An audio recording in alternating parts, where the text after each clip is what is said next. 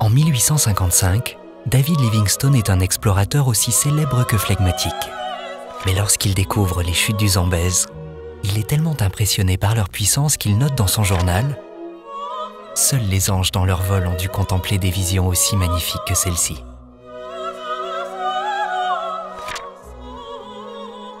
100 ans plus tard, le barrage de Kariba, construit 400 km en aval des chutes Victoria, donne naissance au plus grand lac artificiel d'Afrique. Pour affronter les terribles crues du Zambèze, le barrage est muni de 6 vannes géantes. Depuis, les colères du fleuve se succédant, le puissant flux des vannes a creusé à la base du barrage une fosse dont la profondeur maximale atteint 80 mètres. Cette fosse, ou plunge pool, met désormais en danger la structure même de l'ouvrage. Cette érosion doit être stoppée et le barrage renforcé. Ce chantier audacieux, fortement exposé aux contraintes d'emprise, de météorologie et de restrictions sismiques, doit être achevé en moins de 3 ans. Voici comment.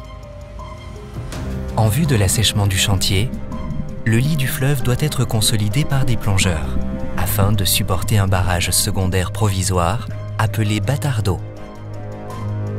Sur la berge, les piles creuses en béton du bâtard d'eau sont assemblées mètre par mètre sur un ascenseur semi-immergé. Lorsque leur volume est suffisant pour leur permettre de flotter, elles sont poussées jusqu'à leur emplacement final. Sur place, les piles sont achevées suivant le même processus d'immersion progressive, puis emplies de béton.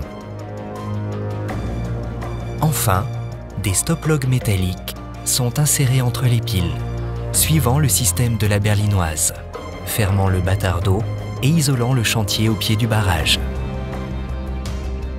Afin de préserver la stabilité du site, l'eau du plunge pool doit être pompée par étapes d'environ 8 mètres.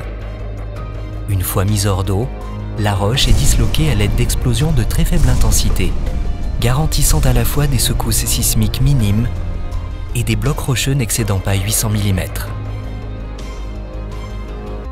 Un réseau de 9 sismographes disposés autour du plunge pool analyse en continu le niveau des ondes de choc produites par les déflagrations. Petit à petit, les explosions ouvrent l'accès aux engins de chantier qui vont sculpter avec précision les paliers et les rampes souhaitées. Ainsi, marche après marche, c'est 300 000 m3 de roches qui sont déblayées en moins de 260 jours. Le plunge pool érodé par le flux des vannes est élargi et renforcé si nécessaire.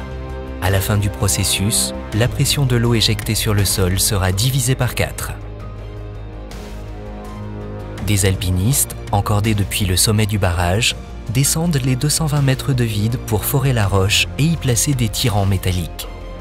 Ces tirants permettront de solidariser la roche et les 7000 m3 de béton coffré qui consolideront définitivement la faille apparue au pied du barrage.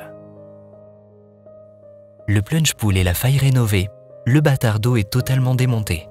Libéré de toute emprise, le barrage peut désormais ouvrir sans risque ses vannes et faire face aux crues les plus sévères. En moins de 3 ans, dans un cadre et un calendrier extrêmement contraints, Razelbeck aura réussi la prouesse de pérenniser durablement le barrage de Kariba.